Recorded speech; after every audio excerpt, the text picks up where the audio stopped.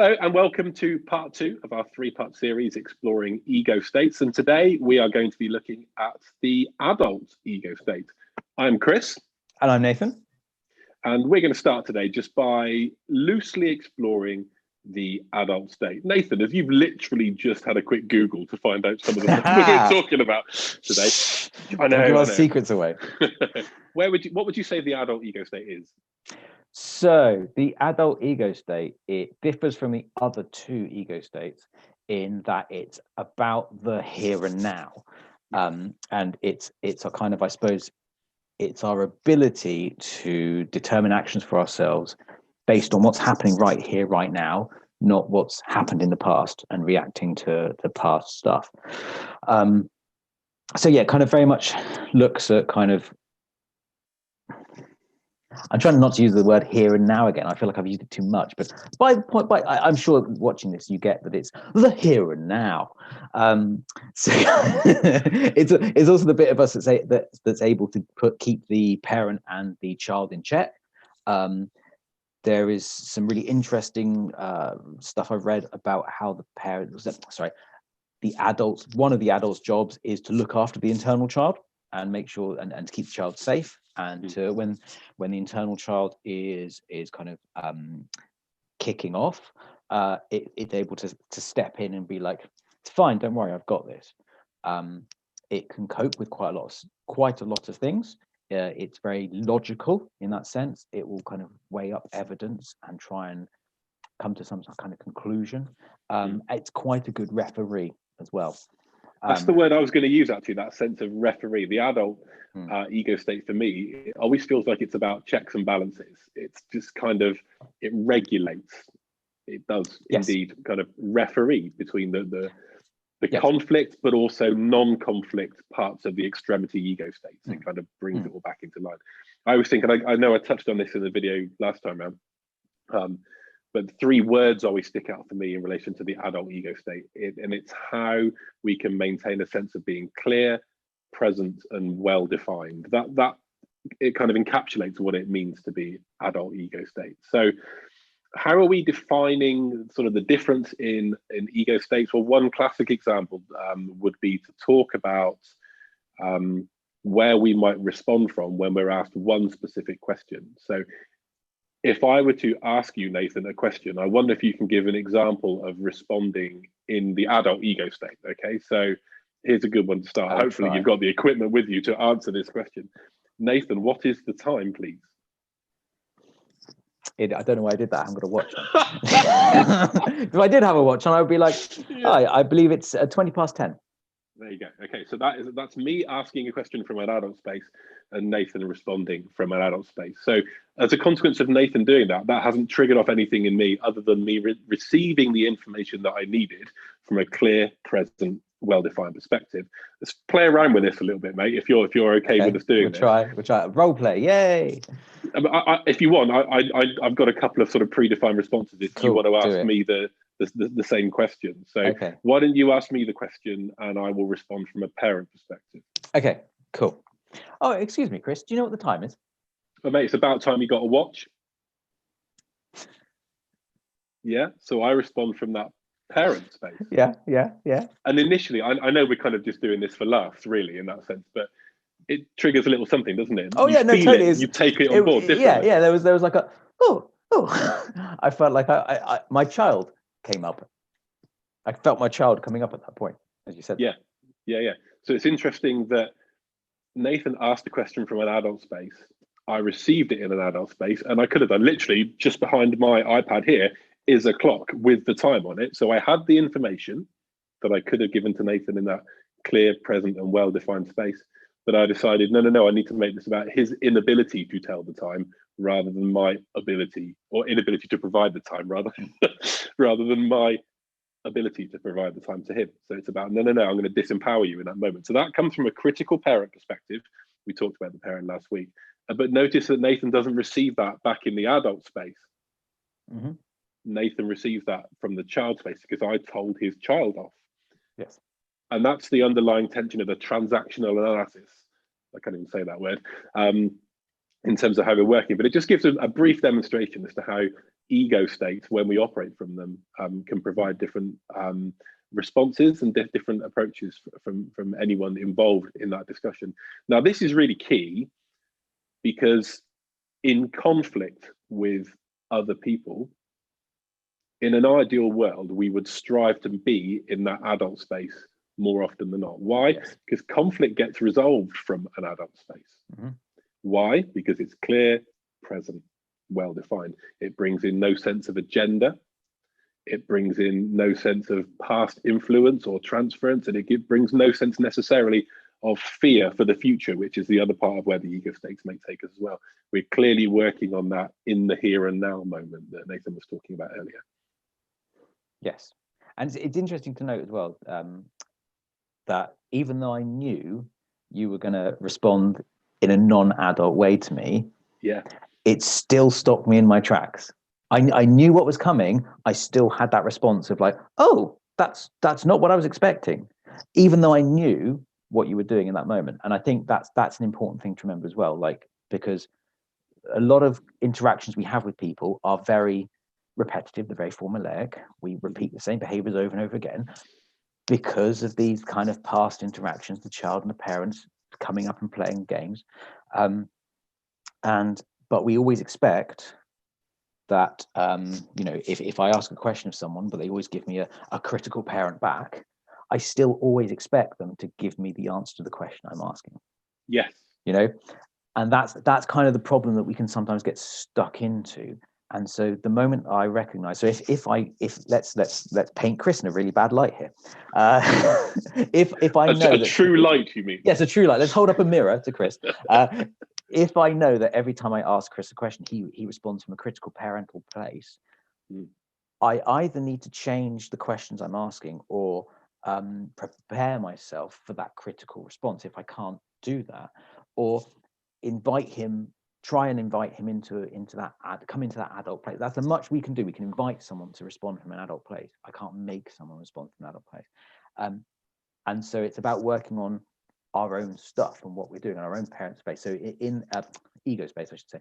So in that example, I would have to hold really hard, like learn to hold on to that adult really well, and kind of feel that shift into the child, but then kind of like, no, let's come back to this put the adult in front, because the adult will protect the child from that, and I'll try and fight to stay in that adult place. It's not easy. It takes practice, and sometimes it even catches you off guard, and you're like, oh, okay. Yeah, absolutely. Yeah. And there's an interesting point on the back of that as well. One technique that I was taught a long time ago in relation to, so like Nathan's talking about, you can't make somebody else respond from an adult place, but you can widen the door of opportunity to make it more likely that they'll respond from an adult place. So to bring the same question about, what time is it? We introduce a concept known as notice and wonder. So notice and wonder is a really great way of owning your own present situation and speculating as to whether that person could help you. So it could be something on the lines of, I've noticed I've left my watch at home today, and I wonder, have you got the time on you? Asking the question in that sort of way widens that door of opportunity, and Mr. Critical Parent sat the other side of the fence is less likely to bring a critical parent response, because they're very evident, or it's very evident in that moment that it's going to make them look like they're being critical parent. Quite often we don't like looking like we're being critical parent, but when it's very obvious to us, we tend to revert back to that adult space because we start to believe that we're feeling unfair.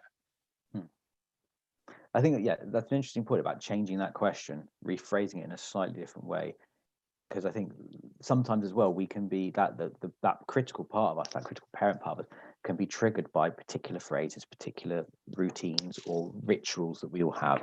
And if every time I'm asking Chris, oh, do you have the time, his brain is automatically responding.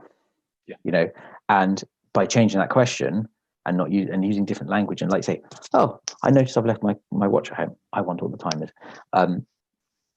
I'm asking the same information but in a completely different way. So yeah, it's about like kind of taking those changes and kind of widening that door, like you said. That's a great way of phrasing it. I love that. The kind of widening the door. It's great.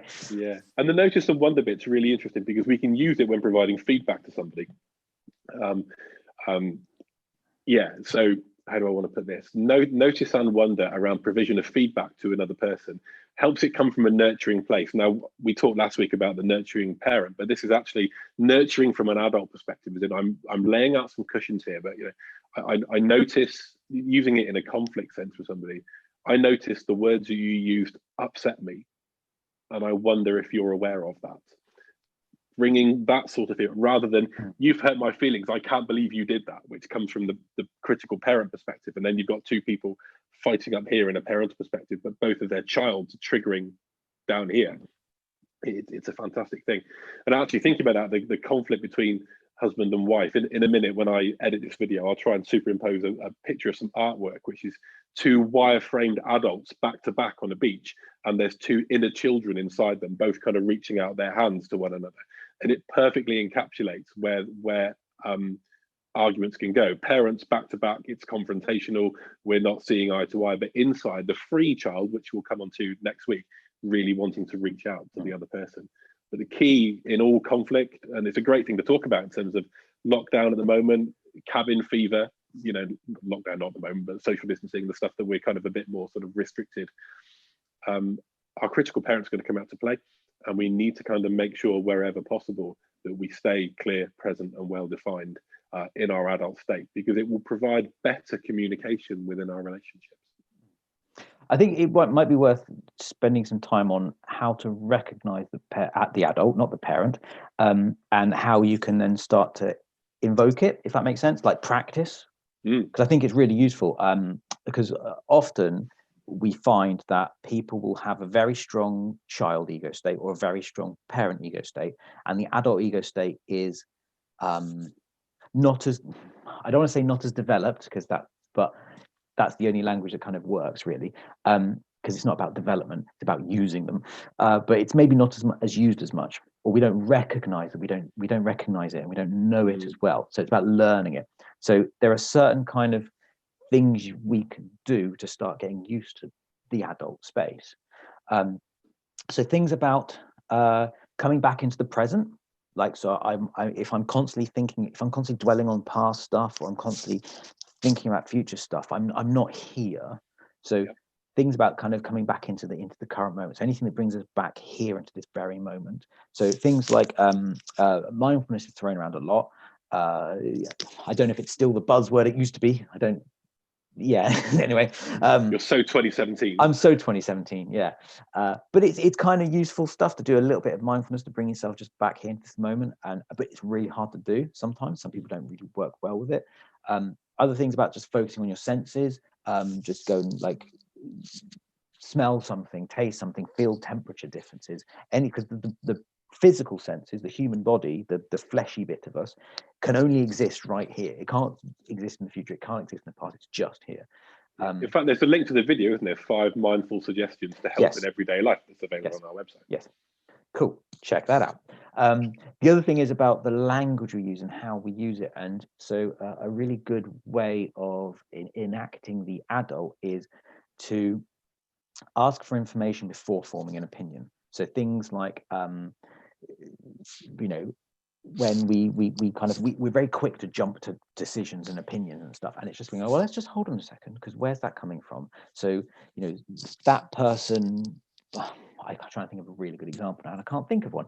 So that person pulled out in front of me and they didn't say thank you, and we might just jump to the conclusion, go, oh, that's a rude git, rather than going, well, hold on a second, before I jump that thing, what else could have happened? Well, maybe they haven't seen me, maybe they thought I was letting them out, maybe they are just a rude kid, maybe they're busy, maybe they've got to get somewhere and or maybe they're really stressed out and they're just not thinking, because that can happen to us, and it's just a busy, everyone just wants to get to work. So trying to think about all these different things, and so things like why, what, how, who, where, when, they're all really good questions to ask. And then kind of, I suppose, like Chris was saying, I wonder. It's a really good adult phrase. So you're not necessarily going, this is what I think, and I'm telling you what's happening. It's like, I wonder about this. I wonder, is that right? Or I wonder, would blue be a better color for the lounge? It's rephrasing a statement as a question. really kind of helps sort of encourage the adult state. And another thing to kind of back up the stuff that Nathan's saying, all really, really good points. An area that I use with clients to encourage them into the adult state is literally remember how old you are. Yes. Yeah. So quite often we can be involved in situations of conflict, whether it's estranged parents or going through marital difficulties or whatever. If we feel we're being told off by the other person, then hey, welcome to child ego state. Yeah. You're in your child ego state. So maybe you're being told off in a way that reminds you of when you were being told off by your parents when you were a kid, and you feel like you're 12 or 13, but in reality, you're a 45-year-old stockbroker or whatever you might be. It's good to remind yourself of the situation in which you are in the present. So facing that conflict, I don't need to feel like a chastised child here because I am however old I am in that moment. I have a good example of that. Go for it. If that would be helpful, I don't know. Going in, so as an adult, going into a head teacher's office, and yes, as a fully grown, so the first time I had to go into a head teacher's office as an adult, I sat in the head teacher's office and they said, "Oh, just go in and sit down." So I went and sat down and I was in the room alone, and I could just feel this sense, because the last time I was in a head teacher's office, I was 6 and I was being told off. Oh man, was I being told off. And you'd only ever go to the office if you were in trouble. And I just regressed into, I know, 6-year-old me sat there, legs swinging because the chair was too big, just absolutely terrified. And I was in there it felt like a good hour, but it's probably like 2 minutes. And then my brain was like, hold on a minute, you're 35, like, you're fine. Like, you're actually here because the head teacher wanted you to. Oh, right, okay, cool, fine. It's all good. Right, I'm here in this, like, let's just come back to this present moment. And that 6-year-old me was like, oh, brilliant, fantastic, and went. So, yeah. And I think it's what a really classic important example, because that it does encapsulate it. And I think anybody listening or watching this is going to experience that and go, oh, I can imagine how that would feel. Yeah. Even if you've never been to the head teacher's office because you're in trouble, like me, then that's a positive thing, right? Yeah, absolutely. And it is. I think that's a really important phrase. How old am I right now? Do I feel like a 6-year-old? And it's not always bad, because sometimes the child comes out when things are exciting, when things are great. I've got a million examples of that, and none of them I can share because I don't have people's permission, but that's fine. But like I suppose personally for me, I get quite bouncy when I get excited. I'll kind of I become very childlike, and I really enjoy that. So sometimes the child is brilliant, and sometimes the parent is really, really helpful. So it's not about going, everything is bad. It's just about understanding, where am I, and is this useful for me right now? Because often the critical parent will shut down conversation or makes it go round and round in circles. The adult opens up that conversation for debate, and stuff gets done. So if I want a conclusion to this conversation, the adult is the best place. The child's going to be unhelpful. The parent's probably going to be unhelpful. Cool, brilliant. Yeah, but equally, I like that. That's really sorry to jump in. That's really important in terms of what you're saying. I will. It's really important in terms of what you're saying there, because stuff gets done in the adult. Absolutely. And I'd like to encourage you that if you're in that space where there's conflict going on in life for you, and you don't feel that you can attach yourself to the adult, then coming into therapy actually is a really good way of facilitating that for you, because there's no magic wand where it's like, bang, you're in the room. It doesn't kind of really work like that. And I know the concept with which we're talking might feel like that's the case, but for some people, the adult's kind of locked away in a cupboard because there's fear or there's anxiety or there's a narrative that comes from the past that just serves to keep the adult locked away, and we operate pretty much exclusively in parent or child mode. Now, ultimately, I'm sad to say that's going to be quite destructive for you and for the relationships that you're in, if that's where you feel you are. The adult is a good news story, and it doesn't matter whether we're 12, whether we're 90, whether we're 50, whatever. At all those ages, adult ego state is relevant. So when we talk parent, adult, child, it doesn't matter how old you are. All three of those ego states are in you. Absolutely. And like I say, it's not about going, any one of these are bad. I know I'm repeating myself, but it's a really important point I want to kind of make sure that everybody gets. No ego state is good or bad, they just are. Yeah. And there's often stuff in our ego states that we've been handed, from childhood. Always goes back to childhood because we're therapists. Yeah. That's how it works. So, and it's just about understanding what's in there, working with it. Sometimes you can change stuff. Absolutely. The child is great. The child has the adaptive behaviors in there. They're very changeable. They're a bit stubborn, but you can change them. We'll get to that. Let's not jump ahead. And in the parent, often there are quite a lot of learned behaviors or stuff that's been handed down from other people that's in my head. And I'm like, do I want to continue thinking, believing, following the rules and regulations that have been handed down to me by someone else? Sometimes they're really good. And it's like, yes, actually, that's really good. Sometimes they're unhelpful and they hold us back. And it's that again, going back to that thing of going, how old am I? You know, if I'm 35, I mean, I'm not anymore, but when I was 35, like, did I want to follow the same rules and regulations that were given to me when I was 6? No, because I don't need them at 35. I can behave and think and act differently, and I can make my own decisions at 6 that I couldn't make. So it's those sorts of things that are really important to kind of try and understand and get a handle on. And yeah, I was about to jump into something that we haven't talked about yet, so I'm shutting up because I was about to get ahead of myself. So I'm going, no, well, Nathan. I think I'm going to enact a little bit of like nurturing parent here. Maybe we should sort of like pause this video because we've probably done enough on terms of adult ego state by way of introduction for now. And we'll kick off again next week when we talk about the child ego state. This is great. It feels like we're releasing episodes. And it's great, isn't it? It's funky. It's a new way of doing things. It's quite exciting. I like it. I do like it. But thank you for watching. I hope there's been some useful information there for you. As ever, we're available if you want to talk through some stuff. If you'd like to arrange to come in for an initial meeting to say, hey, you know what? I've watched your 2 videos so far, and I'm wondering whether I'm pretty stuck in adult ego state actually, and would like to look at ways of changing that. By all means, make contact, and we can talk through some stuff to see how we might be able to support you. All the details of how to contact us are available on our website, which is cornerstonesw.co.uk. That's the one. Brilliant. Well, thank you for watching. Take care, and we'll see you next time.